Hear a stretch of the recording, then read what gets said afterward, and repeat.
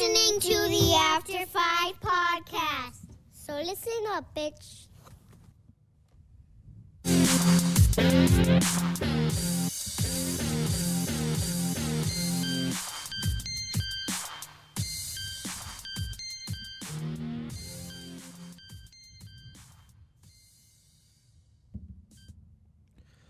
Thank you for joining us on the After 5 podcast. This is your boy Josue.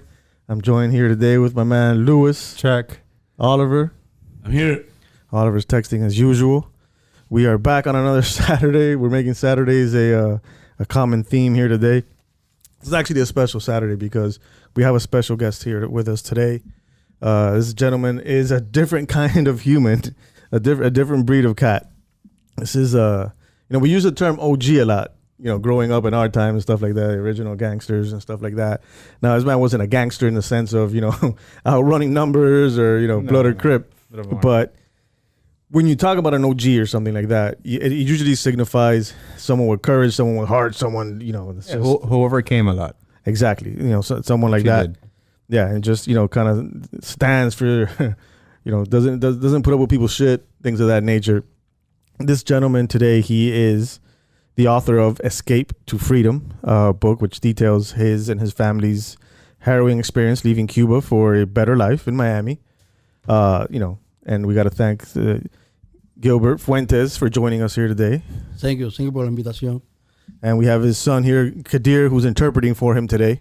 Thank you. Happy to be here, guys. Awesome. So we ask a little patience of our listeners for this one because it's going to be an amazing episode, but it is also going to sound like a deposition, so to speak, because we're going to be asking both Oliver, Lewis, and I, all three of us, are fluent in English and Spanish, but we're going to be asking Gilbert the questions in English, and Kadir's going to, be translating so our gringo followers can be able to understand and kind of have a different perspective of what this man's journey has been and the things that he's seen and done, not just while in Cuba and getting here, but as he's been here, man. He's an inspirational story.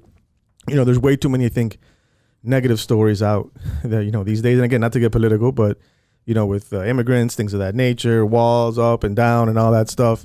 And he is an example of someone who came to this country and made something of himself, and it's not, you're not going to have a Mascanosa story where they're not all like that. This is someone who came here, didn't ask for anything and busted his ass, raised, 3 kids? 3 kids? 4 kids. Four kids. Poor Kevin, man. Kevin's the youngest one. Kevin's always left out of the mix, man. Hey, Kevin's not even in that book. Kevin is the gringo. But, so, again, what do you prefer, Gilbert or Gilberto? Gilberto, it's fine. Okay, perfect. All right, so we got a script, so to speak, questions that we went down and we wrote down that we wanted to ask, and it's just because we read the book Escape to Freedom, and Kadir, where can people find that book right now? The book is available on Amazon. You just go and search for the title, Escape to Freedom, or Fuga hacia la Libertad is the Spanish version. You can also just search my dad's name, Gilberto Fuentes, on Amazon, and both books will come out. The books are available hard copy and digital copy. Okay. So you can get them whichever way you guys want. Perfect. Now let's jump right into this. What motivated you to write this book? ¿Qué te dio la motivación a ti para escribir este libro? Bueno, primero que nada, el libro es un sencillo homenaje a todos esos cubanos que arriesgaron su vida buscando la libertad, a todos esos cubanos que desgraciadamente murieron en las aguas del estrecho de la Florida, ahogados o devorados por tiburones, como pudo pasarnos a nosotros. He basically said the book is a tribute to thousands and thousands of Cubans who have risked their lives in the open ocean to get here. Some of them haven't made it. So that was like his great inspiration for the book. The Cuban people that are here. My question is, was it difficult to go back in time and have to relive this again? Dice él, si fue difícil para ti, ¿sabes? Ir atrás al pasado y volver a revivir todos estos eventos que pasó. Bueno, yo quiero decirle que eso es como una pesadilla. Es algo que tú nunca olvidas, tú sabes, de tener que dejar a tu familia, al lugar donde tú naciste, donde tú creciste, donde pensaste hacer tu vida. Yo tengo un hijo de otro matrimonio. Ese día despedirme, sin poder despedirme de él, tú sabes, era una decisión que yo no se la deseo a nadie. O la toma o la deja, tú sabes. Yeah, he basically said, it is very hard to go back and relive that, relive those times. He says it's like an endless nightmare, sometimes. He'll never forget those days, leading up to that. Especially, my older brother, Gelvis, who, unfortunately he had to leave him behind, during this time. And, he says it was very hard, to write the book and have to go back think about those memories, Thank you. Describe Cuba in the 1992 and the conditions the Cuban people were living in. Quiere que tú le describas al público Cuba en el 92, qué tipo de condiciones estaban viviendo la gente, la situación política, qué es lo que estaba pasando. Bueno, en el 92 la situación política, económica y social de Cuba era totalmente un desastre, era insostenible. Los jóvenes de mi generación, en lo único que pensábamos era en escapar, tú sabes, y la única vía que casi siempre teníamos para escapar era mediante el mar, tú sabes. Levantarte por la mañana, la vida diaria del cubano era 3 brazos, el brazo derecho, el brazo izquierdo y una jabita, a ver qué tú conseguías de comer para tus hijos, para tu esposa. Esa era la lucha diaria del cubano, y creo que hoy en día, después de 28 años, la situación ha empeorado, no ha mejorado.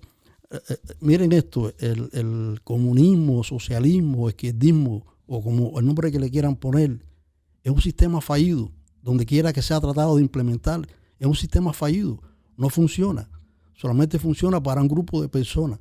Para la gente de abajo, para la clase media, eso no funciona. Eso, donde quiera que sea aprobado, es un sistema fallido.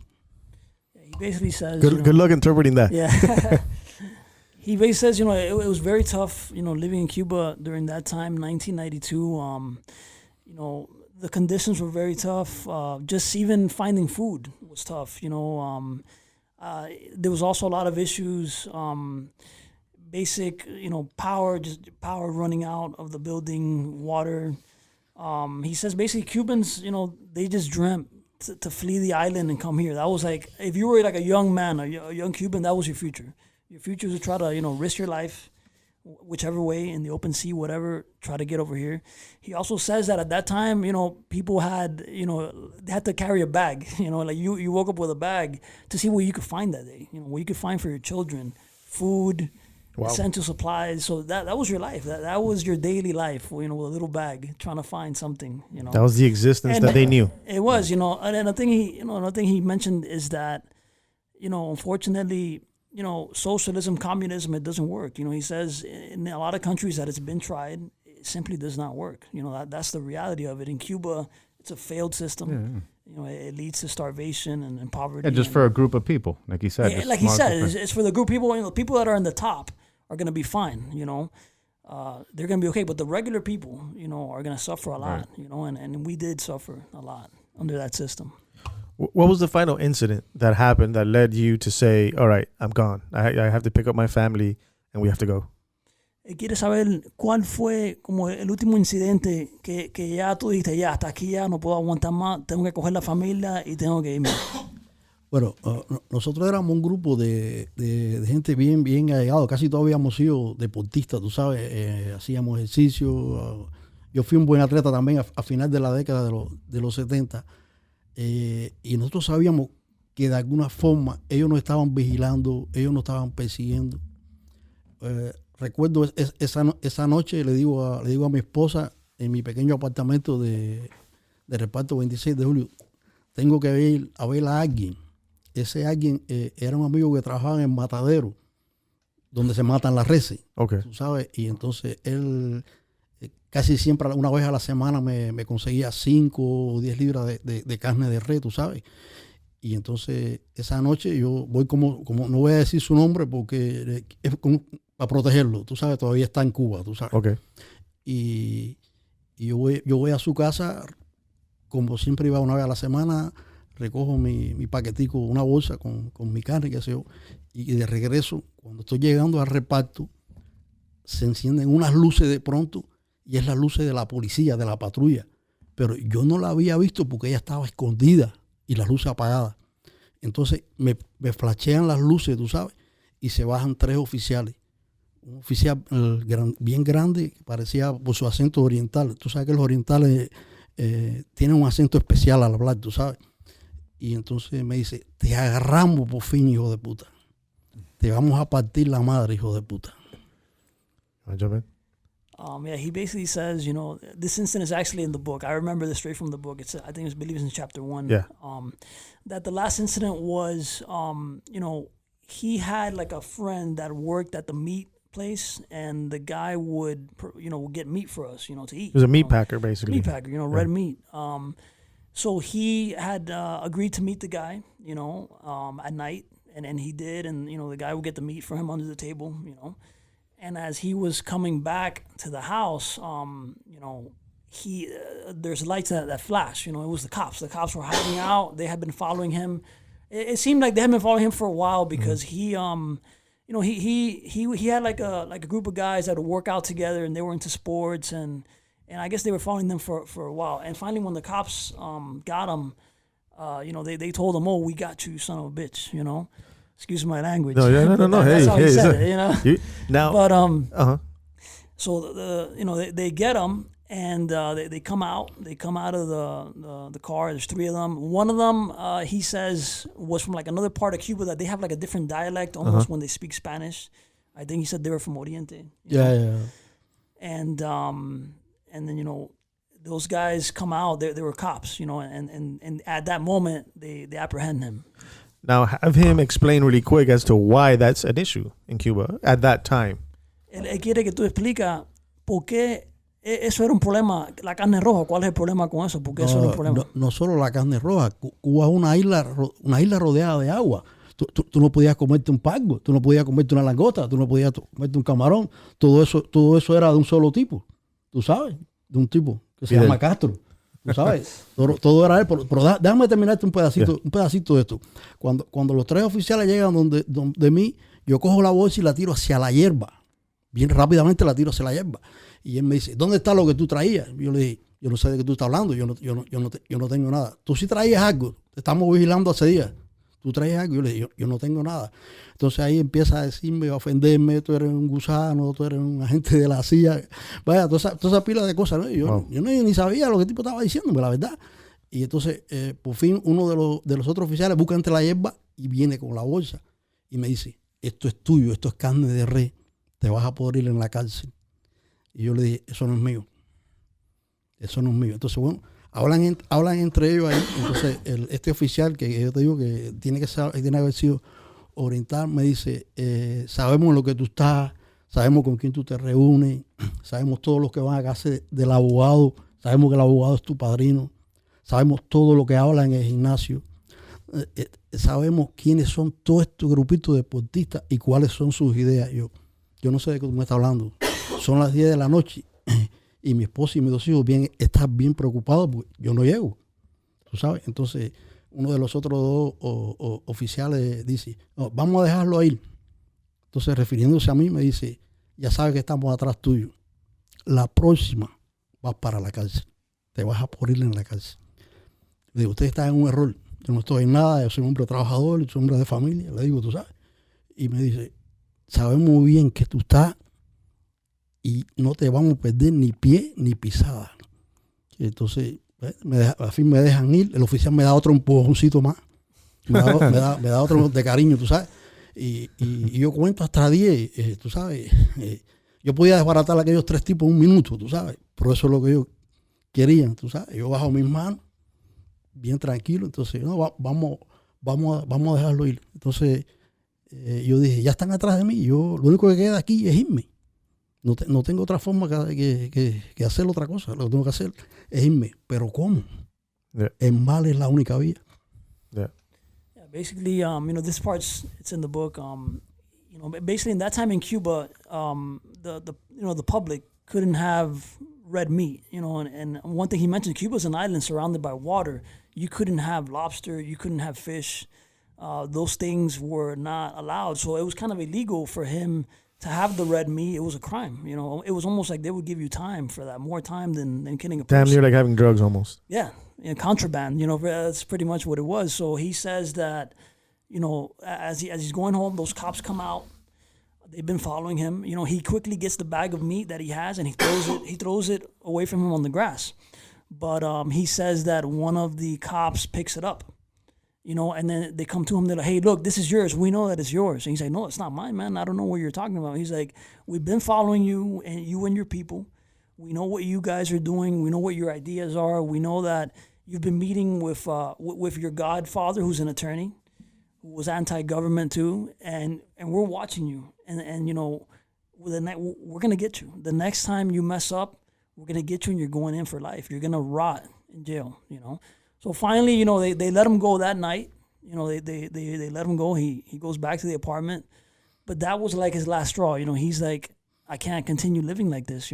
They're onto me. They're gonna get me. So it's safe to say they were spying on him. People were watching him, like he knew it. So es verdad, ellos te estaban siguiendo, te estaban vigilando por todo tiempo. A tus Sí, horas. ellos hacían rato ya, tú sabes, mi padrino, el doctor Justo Espinosa, que paz en descanse, fue un anticomunista tremendo, y era mi padrino. Yo no salía de su casa, tú sabes.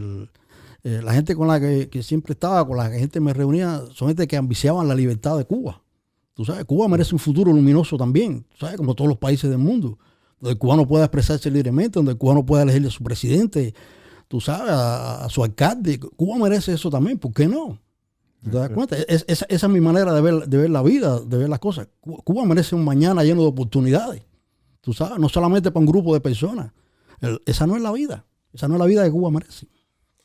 Yeah, he said that his godfather was an individual named Justo Espinosa. He was an attorney. He was anti-government. He was an older man. He was anti-government. He had served under the Batista government at that time. Actually, he was anti-government, and he was kind of like taught him a lot in his upbringing, and ideas about freedom, liberty. Being able to elect your president, your mayor, things that you can't do in Cuba. So he grew up with these ideas, and a lot of his people in his inner circle had those same ideas, and he believed, why can't Cuba have these things if it's available in other countries? Why do they have to live under this communism? Right. Yeah. Right. So how hard was it to keep it secret from his friends and family? Not to say, when it's gonna. Él quería saber, qué duro fue mantener esto un secreto de tu familia, de tus amigos, de tus seres cerca. Qué duro fue mantener estos secretos que te ibas a ir, que ya planeabas en irte. Bueno, yo quiero decirte que ese mes de mayo yo no recuerdo haber dormido ni un día. Wow. La presión tan grande que yo tenía. Yo no se lo podía decir a mi madre. Yo no se lo podía. Una indiscreción te costaba la cárcel, tú sabes. Todo se arruinaba, tú sabes. Yo estaba esperando hasta el último momento para decírselo a mi esposa. Tú sabes, a mi madre nunca se lo iba a decir, tú sabes, porque ella iba a ir inmediatamente a decir, él se va, no quiero que mis nietos mueran en el agua. Y era entendible, tú sabes. Y entonces, la única persona que fue mi abuela que me crió, ya pasé güey, tú sabes, había muerto. Y entonces decido ir al cementerio, que está como a 1 milla fuera del pueblo de nosotros, como 1,5 kilómetros o algo así. Y entonces ahí me arrodillo delante de la tumba de mi abuela y le digo, mami, yo tengo esto en mi mente, yo tengo todo planeado ya, tú sabes, con los isabelinos, voy a escaparme, tú sabes, alúmbrame como siempre has hecho, como siempre has guiado mis pasos, mi vida, tú sabes. Ella fue la mujer que más me quiso, que más me amó, fue mi abuela. Oye, y salí de ahí más tranquilo, más confortable, y qué decirte, fue mi confesión con ella, tú sabes, pero ella me iba a guardar el secreto siempre.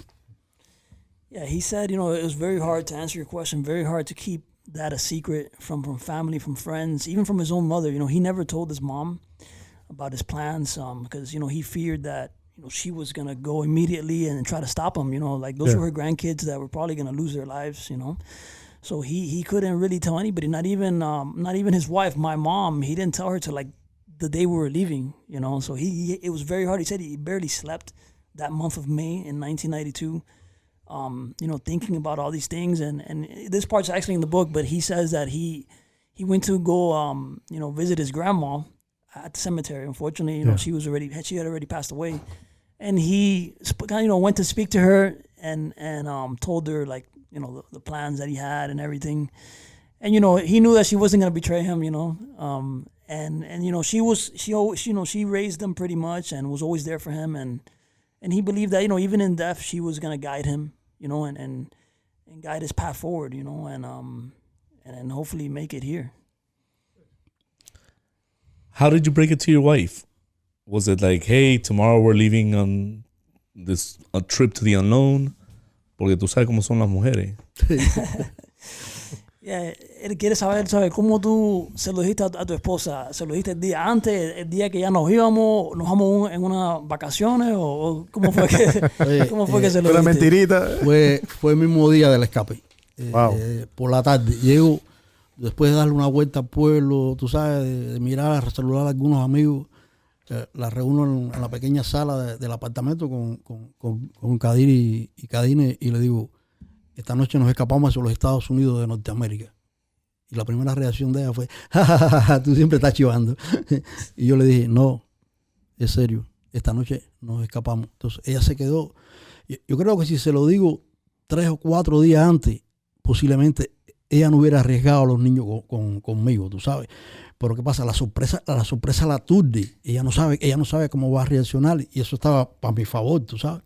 Y entonces los niños, Kadir y Kadine, me dicen, pero es a pasear. Yo le digo, sí, esta noche nos vamos a pasear. Wow. Yeah, he says, he waited till the last minute of that day that we had already planned to flee the country. He said it was in the afternoon around 5. We lived in a small apartment at that time. And, he sat her down and he told her, look, we're fleeing the country tonight. And she laughed, like, she thought it was a joke, And of course. He looked, it's obvious. He looked at her again. He said, no, this is it. We're leaving tonight with the kids. I was there. I was 6 years old, me and my sister, and we thought it was just going on a trip. You remember that? I honestly do not remember that part, I do remember some other things of that night, but, he said that he was glad that he told her that day and not 5 days earlier. Maybe she would have had more time to think about it and change her mind.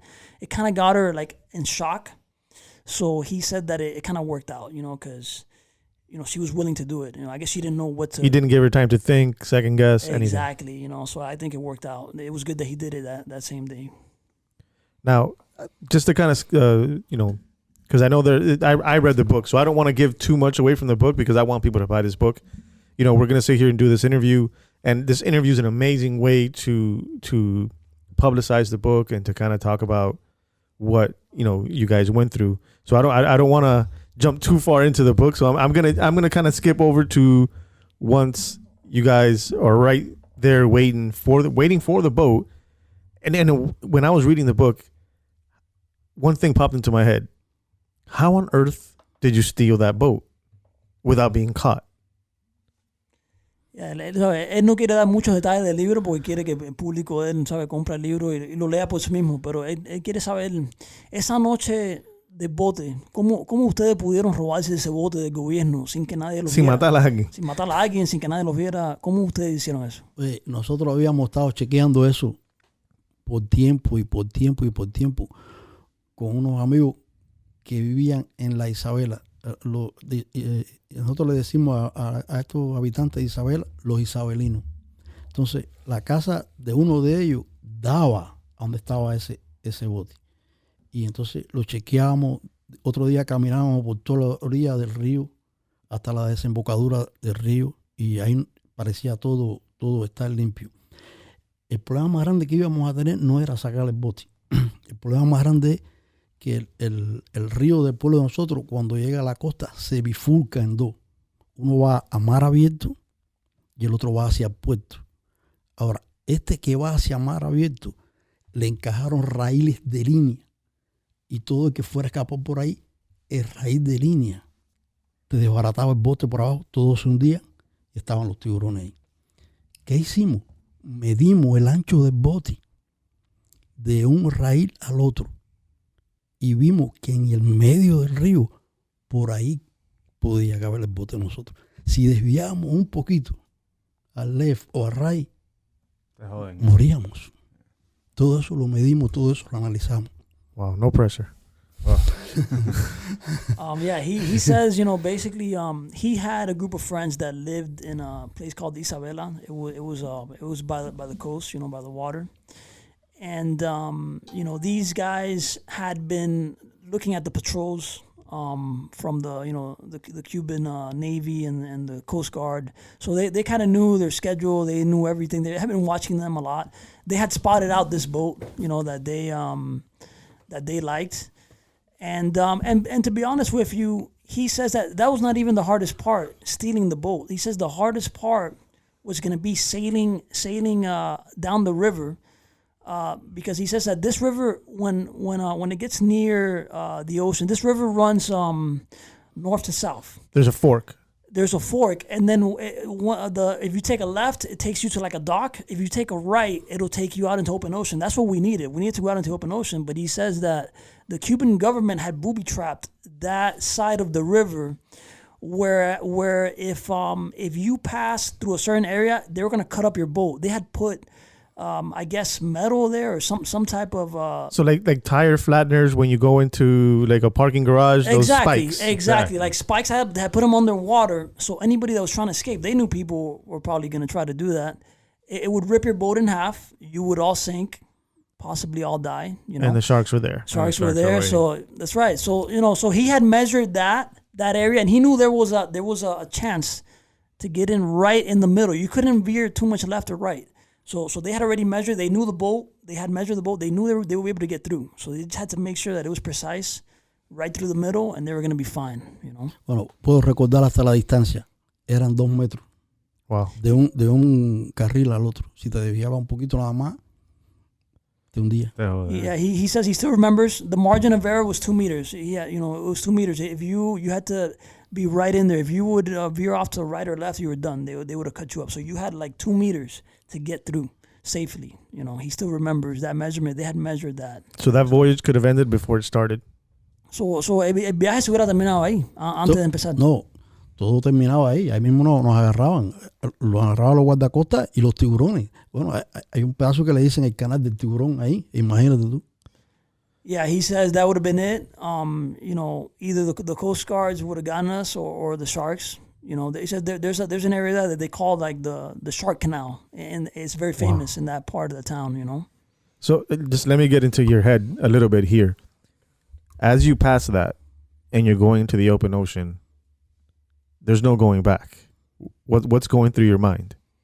Quiere saber ya cuando nosotros pasamos esa parte, esa medida, que ya no hay marcha atrás, ya vamos a ir para el océano abierto. ¿Qué es lo que tú estás pensando en tu mente? ¿Cuáles son los pensamientos? Bueno, básicamente cuando entramos hacia el océano, ¿no? Hacia mar, dijimos, ya tenemos un 50% de tú sabes, de tener éxito. Te habías escapado a los guardafronteras. Te habías escapado de esta gente que todo lo persiguen, tú sabes. Y yo decía, lo vamos a lograr. Lo tenemos. Vamos, let's go. He says he was very, very hopeful, very optimistic because the danger had already been passed, and he believed, it was a 50% chance already of success because, nobody had caught us. The guards hadn't caught us, the Coast Guard. We were on our way, so he was very hopeful at that moment, when that happened. So in your mind, you're celebrating. So en tu mente tú estás celebrando. No, yo solo no. Todo el mundo está celebrando y abrazándonos y tú sabes, y vamos a ser libres. Vamos a ser libres. Yeah, everybody's celebrating. Everybody's happy at that moment on the boat. Everybody's like, freedom awaits. We're going to be free, finally. Thank God. And now, does he have any experience as a fisherman or a boat captain or any, I don't know, just experience? Fisherman experience at all? Navy? Anything? él quería saber si tú personalmente tienes alguna experiencia navegando o del ejército o pescador. ¿Tú sabías algo del mar, de cómo sabes navegar? Oye, lo que sabemos toda la gente de mi pueblo, tú sabes, coger un carrete y tirar la pita y sacar. Pero ¿qué pasa? Cuando tú pierdes todo tipo de señal, cuando tú estás en el medio del mar, que solamente es agua y cielo, usted tiene que ser un marino. Tienes que conocer el mar. El mar es lo más peligroso que hay. Oye, yo le tengo miedo a muy pocas cosas en esta vida, pero al mar yo lo respeto y yo le tengo miedo. Para que tú tengas una idea. Yeah, he says, in that part of town, I mean, they knew a little bit about fishing and stuff like that, but nothing like sailing. Like that, you got to know. Sailing open ocean is a totally different story than fishing close by, where you can still see the shore. And he says, he doesn't fear many things, but the sea, he definitely does fear it, man. That it is very tough. Yeah, that's a different monster than flats fishing around the coast or whatnot, where you can still, worst case scenario, you swim. There, yeah, that's a different monster. There, that's experience. That has to play a part. And he just did it because freedom. Yeah, él dice, sí, yo sé que eso es diferente, ¿sabes? Pescar cerca en la área o en la bahía o en el río o en el mar es diferente, pero cuando tú sales allá afuera, tienes que ser un marino, no un pescador de orilla. Usted tiene que ser un marino. Usted tiene, oye, el guía que nosotros traíamos, supuestamente él sabía, él salía a pescar, y tú sabes, y de pronto no sabía nada.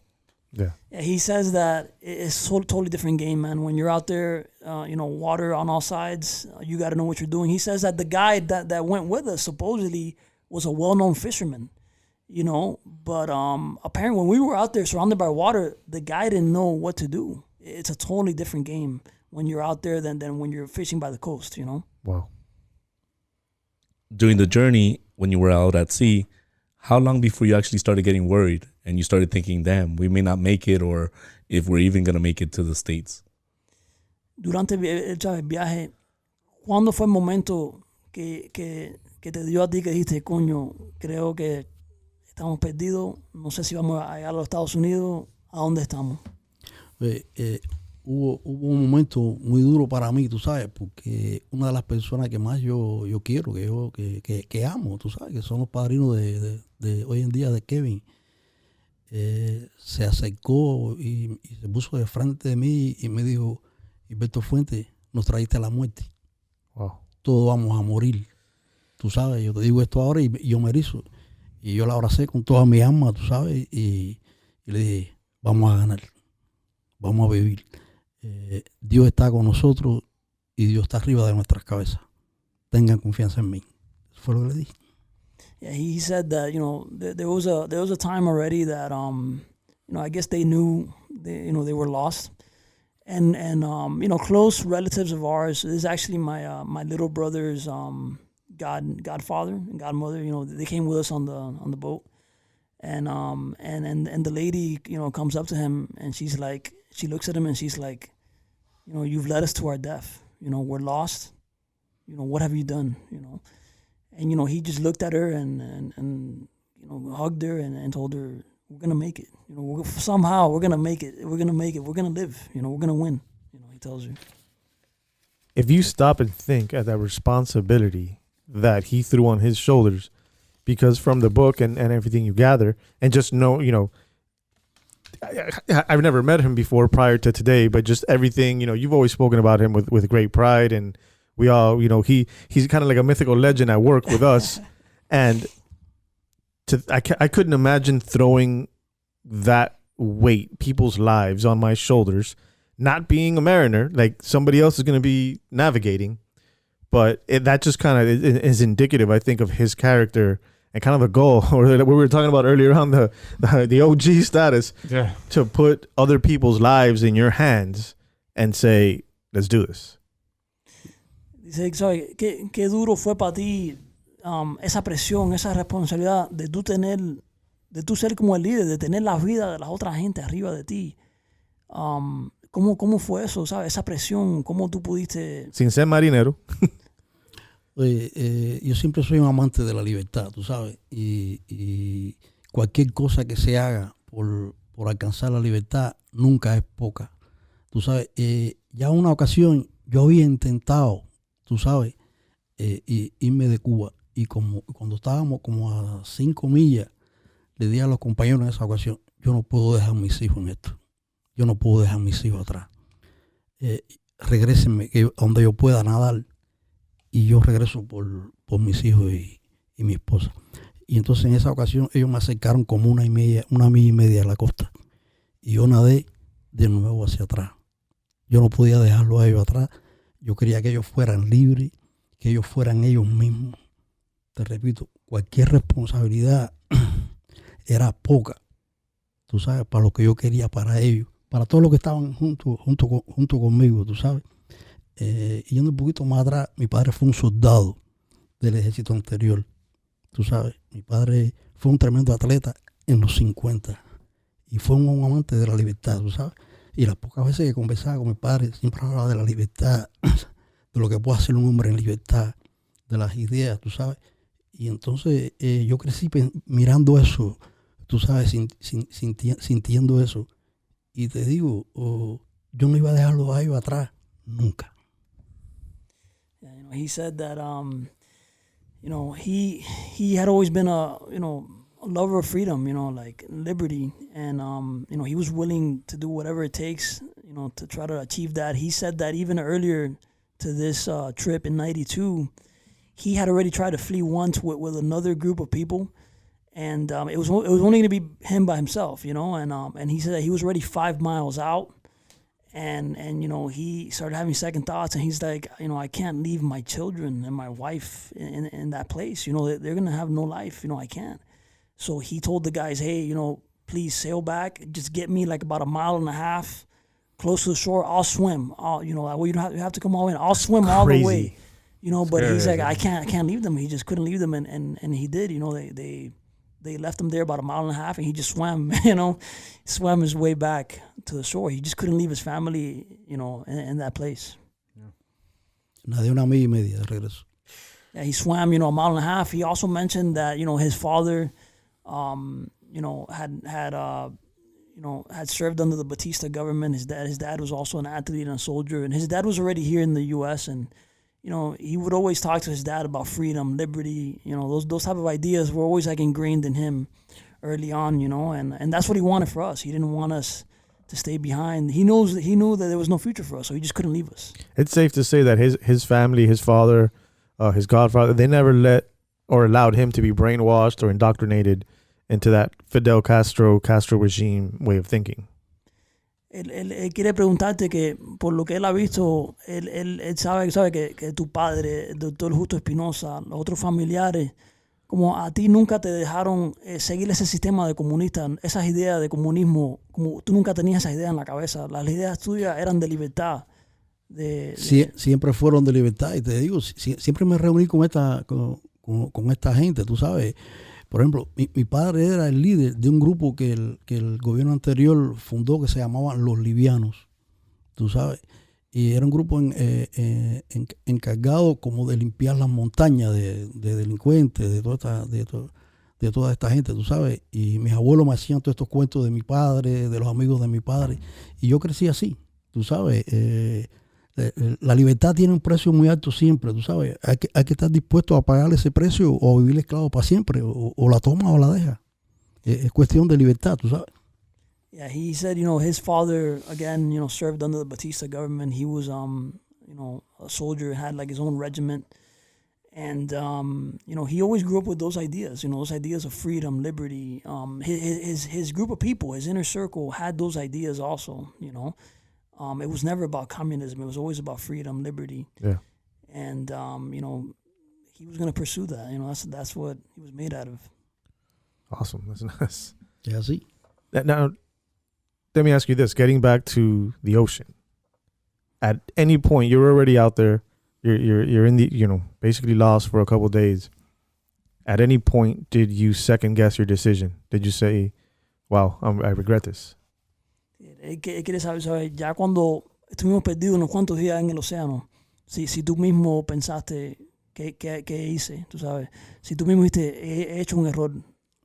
La tensión era tan grande porque ya todos sabíamos que estábamos perdidos. ¿Qué pasa? La rosa náutica del timón estaba rota. Y ahí fue que perdimos el rumbo, tú sabes. Y yo trataba todo el tiempo de que ellos no sintieran que yo tenía miedo. Yo trataba todo el tiempo que mi esposa, todo el grupo que estábamos allí, siguieran mirando a mí, al tipo duro de la película. El tipo que no se va a aflojar en ese momento, tú sabes. Y por dentro te digo, yo estaba loco por llorar. Yo quería llorar, tú sabes. Yo soy un humano, yo soy igual que todo el mundo. Pero yo decía, no, esta la vamos a ganar. Esta la vamos a ganar, tú sabes. Dios tiene que aparecer. Aparece. Yo miraba para el cielo y decía, aparece, tú sabes. ¿Dónde tú estás? Tú sabes, yo le decía, ¿dónde tú estás? Aparece. Yeah, he said, of course he had those thoughts. He's just a man. He's human. He second guessed himself. He wanted to cry at one point, but he was the leader, of the group, and he couldn't show weakness, in front of his wife, in front of his kids, the other people. He had to suck it up, and he had to show strength and positivity. And and he would look up at the sky and be like, where's God? You got to show up now, man. Like, this is it. Like, we need this now. So he had to, show this leadership, this in front of the other people. He couldn't break. He couldn't second guess himself. He had to show strength. And that's what he did. Just keep going. There's a mention in the book that they had to throw someone overboard. No, they didn't throw. There was an incident where that might have occurred. Can you just touch up on that? Not that much, but just bullet points. Él quiere saber, hay una parte en el libro, en inglés, cuando tú tuviste un problema con alguien que esta persona quería, parece que, ¿sabes? Se volvió loco, quería hundir el barco, tú lo ibas a tirar, lo ibas a matar. Eso fue un episodio triste, te digo, porque estábamos, tú sabes, empujando hacia el mismo lugar y alguien me dice, oye, fulano, esos botes tienen como un tapón en el fondo, tú sabes. Tú quitas ese tapón y el agua va a entrar y se va a hundir. Y entonces alguien me dijo, oye, fulano ha bajado 2 veces y está tratando de quitarle el tapón. Y entonces yo lo confronté y le dije, si te vuelvo a ver bajar otra vez, tú sabes cuántos tiburones hay aquí ahora en este momento. 7. Vas a hacer la comida de ellos. Quédate tranquilo y no te muevas más de este lugar. Lo iba a tirar. Estaban mis hijos por el medio, tú sabes. Yeah, he said that one of the guys, he's not going to mention his name or anything, but one of the guys, I guess, you've been out there for so many days, you start losing it. And the guy, someone else had seen him go down, I guess to like the little cabin of the boat. And this boat had like a little I guess it had like a little... Like a plug. Like a plug or something, and you could unplug that and water would start coming in. And the guy had already gone twice, and someone came to him and told him, hey, this guy's already been down there twice. He's saying that he's going to unplug the boat and, take everybody down with him and kill everybody. And he confronted that guy. He confronted him and... he told him he was going to kill him. If he even saw him go down again one more time, he was just going to throw him overboard to the sharks. There was not going to be anything left of him, And these are the things you do in those situations. Your family's on the line. Yeah. He had us. We were 2 small kids. Me and my sister, both 6 years old. He wasn't going to let this guy kill everybody. I'm sure you guys would do the same for your children. Absolutely. And that was, he said, it was very, it was a very dark time because that guy was like a friend of his. It was. I believe he's still here. He's here in the U.S. He made it with us, but he went through those thoughts. So it was very tough. Yo tengo una forma de ser. Cuando el camino se pone duro, solo los duros permanecen en el camino. Es así la vida. Yeah, he says, he has a way of being, when times get tough, you got to get tough with it. It's the only way to keep going. There's no other way. Absolutely. Well, it's definitely a fascinating story and journey. And my question is, how long were you at sea? And also, I was reading through the book that there was somebody that got sick or was dehydrated throughout the trip. So explain more of that. Sí, Él quiere saber, ¿sabe? ¿Cuánto tiempo tú tuviste en el mar perdido con la gente? También él leyó en el libro que habían ¿sabe? Personas que estaban deshidratadas, que estaban enfermos. So él quiere que tú elabores más sobre eso. Bueno, nosotros salimos el 25 de mayo de 1992 a las 11 de la noche del río Hondoso, en Sagua la Grande, la costa norte de la antigua provincia de Las Villas. Estuvimos 5 días perdidos en el mar. Después de nosotros habíamos reunido agua, comida para 3 días, para 4 días, no para 5 días. Después del tercer día acordamos los hombres no beber más agua y dejarla para los niños. Por ejemplo, el quinto día la lengua de los hombres era como una tabla. No habías tomado agua. Yo personalmente perdí 17 libras en 5 días. Wow. Yeah, he says, it was very tough. There were people that were dehydrated, that were sick. We had gotten enough food and water for maybe 3 days, When it was ready, the fourth and fifth days, we were out of food, we were out of water. They started rationing the water among the men, so men wouldn't drink no more, only the women and children. He said that like their tongues got as hard as this table. That's why he knocked on the table. The tongues were that from not drinking water.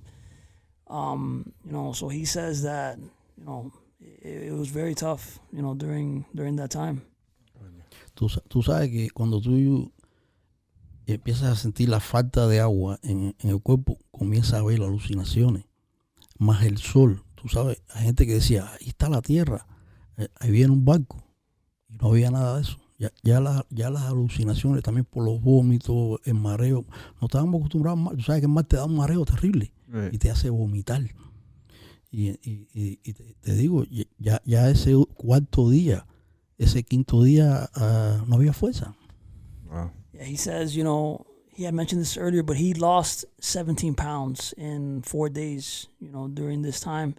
But he says, yeah, when you're out there, open ocean, the sun, the heat, you're out of water, you start hallucinating. He says there were people on the boat that would point out and be like, oh, there's land right there, there's a boat coming. Mirages. Yeah, mirages. It was all hallucinations, man. He says it's incredible how that happens, And during the last day, there was no strength left. There was no energy. They were done, Now, describe your last day at sea, because I remember reading in the book, and not to give too much away, that like the kids got sick, and that last day, there wasn't going to be another day after that last day. Él leyó la parte en el libro, el último día, era bien duro, ya los niños estaban bien enfermos, no había nada. Tú sabías que no iba a haber otro día, que ya no iban a sobrevivir hasta el otro día. So, él quiere que tú nos digas cómo fue ese último día. De los niños, 2 niños estaban bien delicados, tú sabes, otro niñito y me llamaba Cadine, la hermana de Kadir. Y entonces yo me acerco a otro de los integrantes del grupo y le digo, oye, si no nos recogen hoy, si no aparece alguien hoy, la niña se me muere.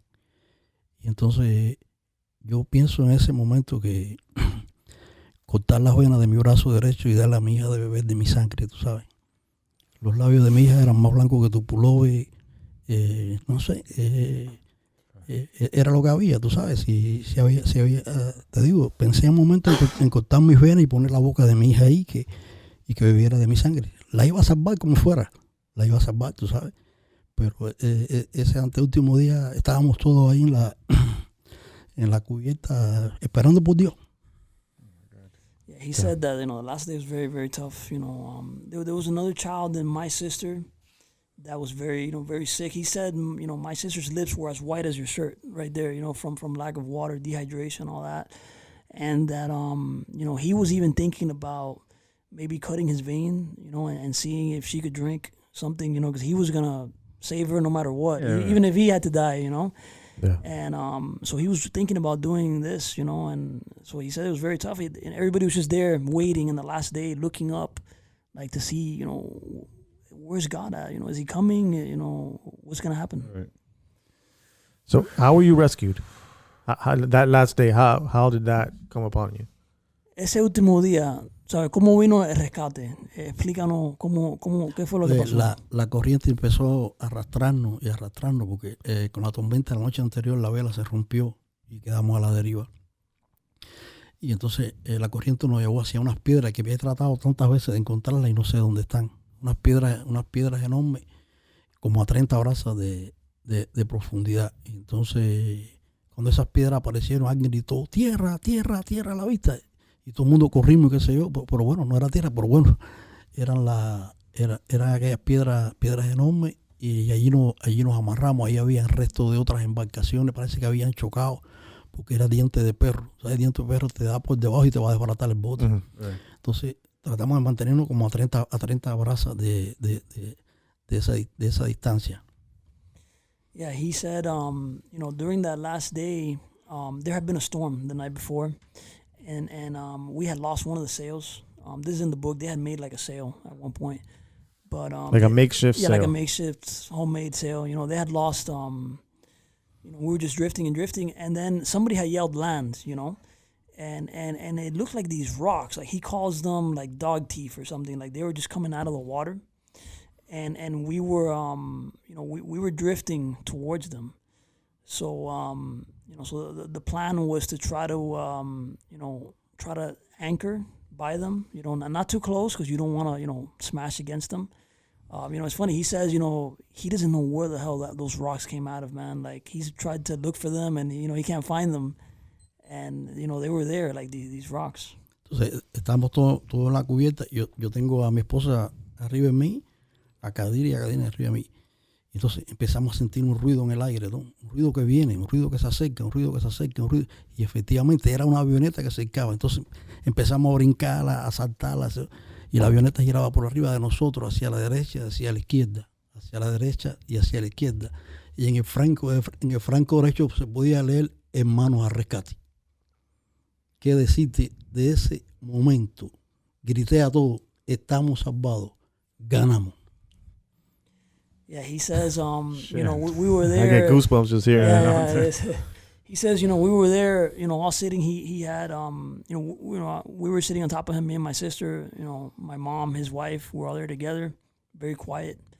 And he starts hearing something in the distance, kind of like thunder or something, it's weird. Could be a mirage. Yeah. Yeah. Maybe it could be just your mind, messing with you, but he starts hearing it. It's getting closer, it's getting louder and louder and louder. And it's a plane, it's like it's a small plane, a small aircraft, and it's heading this way, and he sees it, it's turning, it's weaving, and when it turns, it says, "Hermanos al rescate," brothers to the rescue. You know? And he says, like, when that happened, like, they started, I still get goosebumps thinking Yeah, about no, that. me But, they started jumping and screaming, and he knew at that moment we were saved. He's like, we made it, we're out of danger, El piloto quiere decirnos algo y nos tira un walkie-talkie. ¿Tú sabes?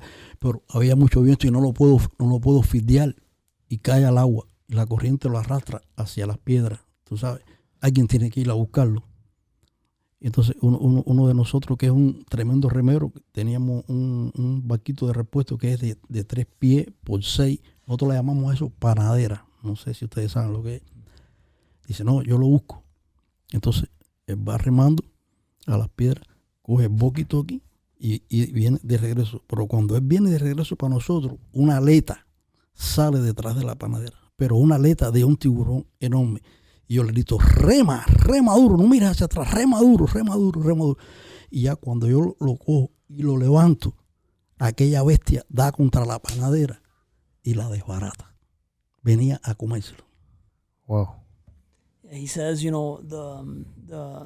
pilot of the plane had thrown down like a bag, for us, and he had tried to grab it, but I guess the wind, he couldn't grab it, and it landed near those rocks that he had talked about before, those dog teeth rocks that he mentioned, and and it looked like there was like a walkie-talkie in there, to communicate with the pilot. So we knew that we had to go get that bag, And so he, there was a guy that was really good Rowing. Apparently he had rowed in Cuba, competed and all that, So he's like, hey, I'm gonna get it, And the boat that we came on had like a smaller little raft. He said it was 3 feet by 6, and it had little oars and everything. So the guy gets on it and goes to get the walkie-talkie, it was floating. And he gets it, and then he says on his way back, there was a shark. He just sees that fin coming out of the water. The shark was going after him, And he says that as the guy's getting close to the boat, he sticks out his hand, and lifts him up onto the boat, and the shark attacked that boat, Yeah. And it was coming for him, Okay. So luckily, he was able to pull that guy, Yeah. onto the boat. Well, that shark's been feeding off of Cubans and Haitians for the last God knows how long. So to him, No, man, he's ese parece que era su territorio. Yeah. El tiburón se vuelve un animal de territorio, Right. ¿tú sabes? Y no quería decirte esto porque es muy duro. Hubo un momento en que él viene remando y cuando levanta uno de los remos, los intestinos de un ser humano estaban enredados en ese remo. wow. Yo le digo a la mujer, tapen la cara a los niños. ¿Quién sabe cuántos cubanos murieron en ese pedazo? Oh yeah. Yeah, he says, sharks are very territorial. That was his territory, those rocks, that was his hunting ground. So he was going to attack anything that was trying to get in there, and he says that, it's very hard to say, but when the guy was rowing back, in one of the oars, it looked to be somebody's intestines, man. Tied inside the oar. Who knows how many other Cubans had died there, and the shark was feeding on. He told the women, to not Turn look their away, heads. to turn Yeah. the kids' heads away. He didn't want nobody to look, but it was very, very tough, man. Wow. He answered my question already. What? He answered my question already in his last statement. So, Oh, what went through his mind when when you see that when you see that plane. when you see the plane? I mean, he pretty much said it. I mean, So when you got the walkie-talkie, what? Ok, encendemos el toque-toque, entonces hacemos la conexión con los pilotos de mano al rescate. Entonces, ¿cuántos días llevamos el agua? ¿De qué parte de Cuba salimos? ¿Cuántos días, cuántas noches y cuántos días? Si hay niños enfermos, le dijimos que sí, que hay 2 niños que están bien malitos. Él nos dice, ya avisamos al guardacosta, en 2 horas llegará por ustedes, no pierdan la calma, Cuba será libre algún día. Wow. Yeah, Good Lord. he said that, he was able to get the walkie-talkie, turn it on, and speak to the pilot. The pilot had asked him a series of questions, how long you guys had been at sea, what part of Cuba, you came out of, what were the conditions of the people. So they went back and forth, exchanging information, and the Coast Guard. The guy told him, "Hey, the Coast Guard already has your position. They're on their way. You guys are saved. Don't worry. Cuba will be free someday. And those were the conversations he had with the pilot. With the pilot. Yeah, man. Entonces, se va la avioneta de mano al rescate y vienen 2 cazas de la Fuerza Armada de Estados Unidos. Y no se van de arriba de nosotros hasta que el guardacosta aparece.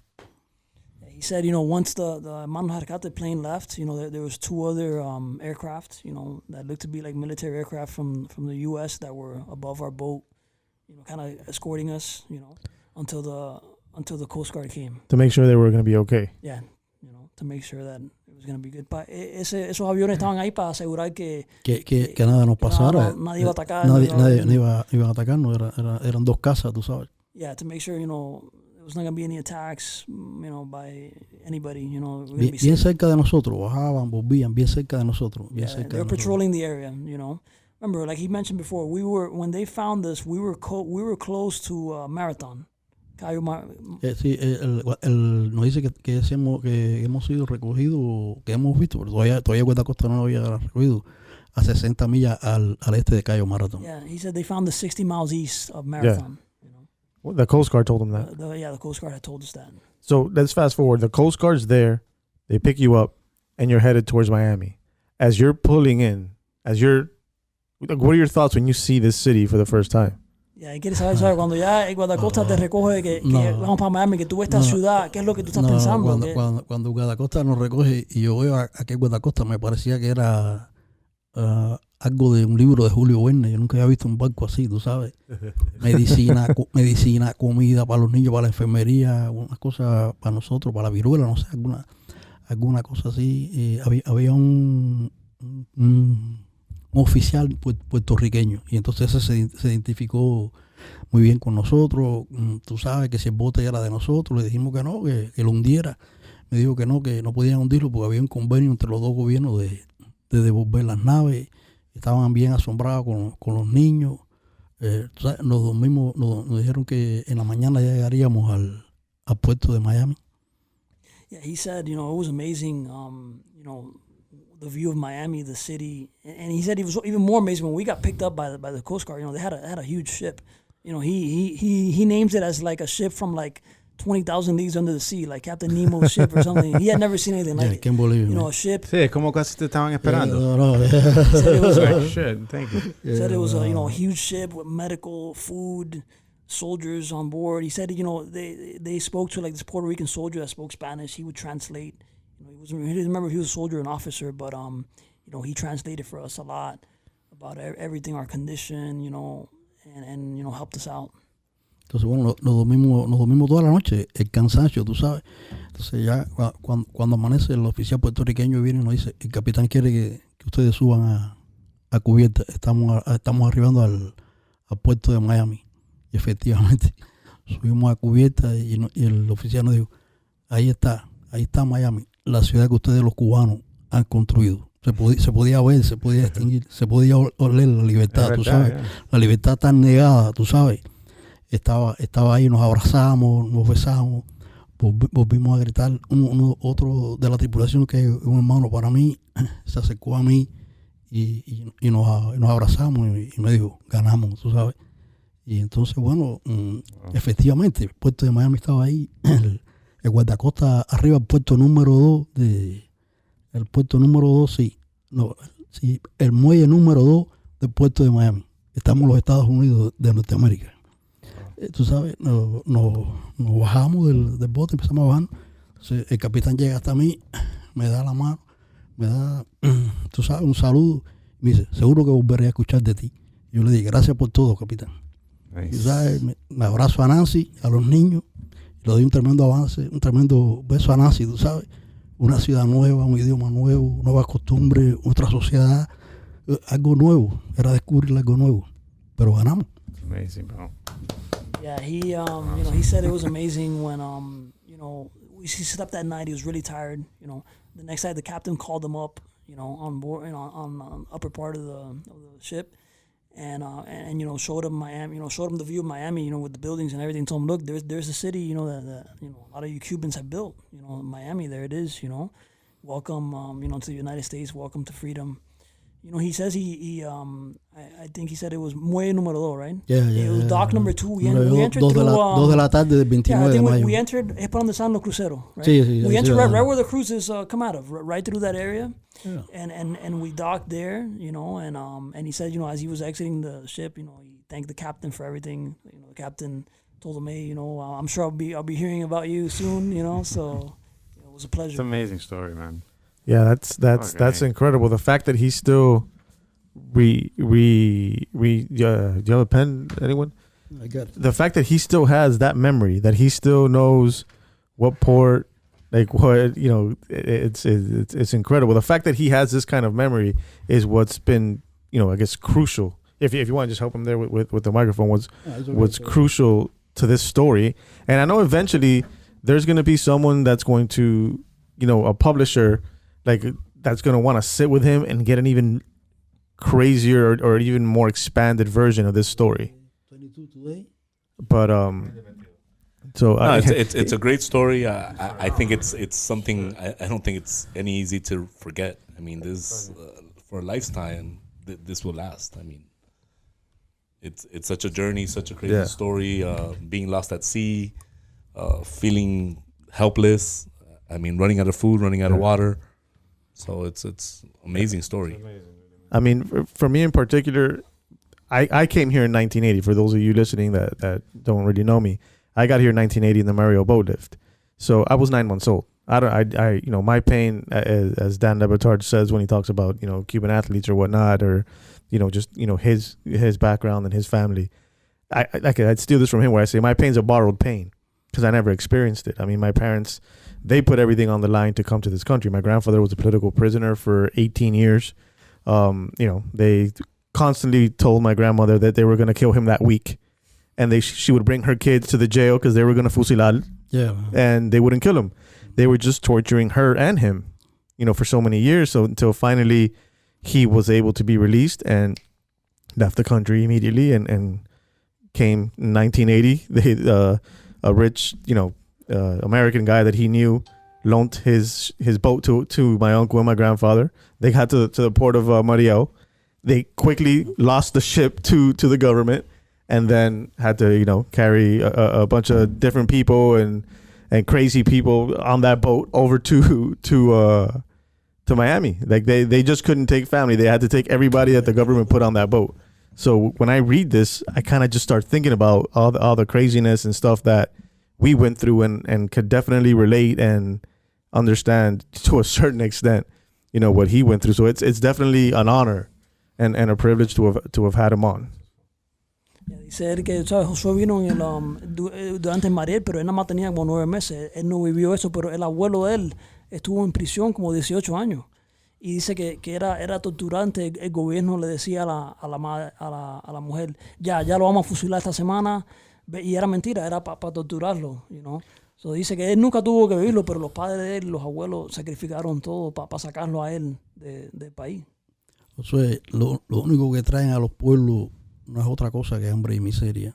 Tú sabes, todo lo demás es una galaxia, todo lo demás es una fantasía. Tú sabes, es un sistema fallido donde quiera se ha tratado de imponer, tú sabes, no funciona. Yeah. No funciona, solo y te digo, y mucha gente a veces me pregunta, ¿tú crees que ellos van a cambiar, que ellos van a hacer elecciones? Y yo le digo, ellos no tienen por qué cambiar, ellos no tienen por qué hacer elecciones libres. A ellos les ha ido muy bien así. Yeah. ¿Tú sabes? ¿Por qué los Castro van a cambiar? Si a ellos les ha ido perfectamente bien así. Esos cambios no van a venir así.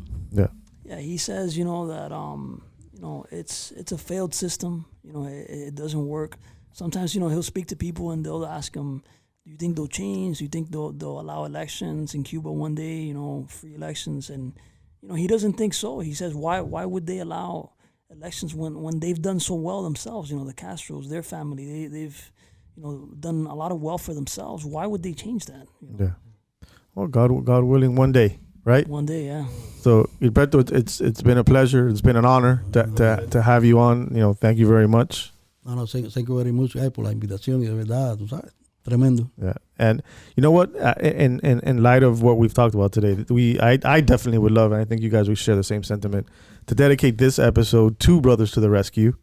Los hermanos de rescate that saved so many people's lives, Sure and so many Cubans' lives, and gave their lives. Perdón, ese año 92 ellos habían salvado 1,200 cubanos, hermanos de rescate.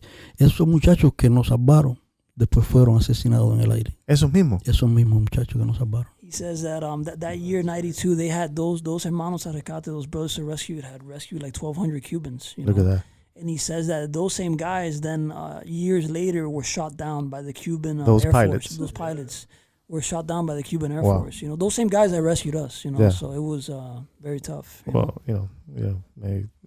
they rest in peace. They were heroes, for sure. And people, we love you. Thank you. Tell us one more time where we could find his book. Again, the book's available on Amazon. Escape to Freedom in English, Fuga hacia la Libertad in Spanish. Book's available physical copy and digital. You can also Digital. you can also search by his name, put Gilberto Fuentes on Amazon, and the books will pop right up. And we're gonna put a link to the bottom of this post when we post this on Facebook, Instagram, and on Apple, on iTunes and Spotify. We're gonna put a link to to Amazon where you could just click it and go straight to it. People, I love you, mi gente todas. I hope you enjoyed this episode. Please lead with love, and we'll see you guys next week. Goodbye. Thank you. Thank you. How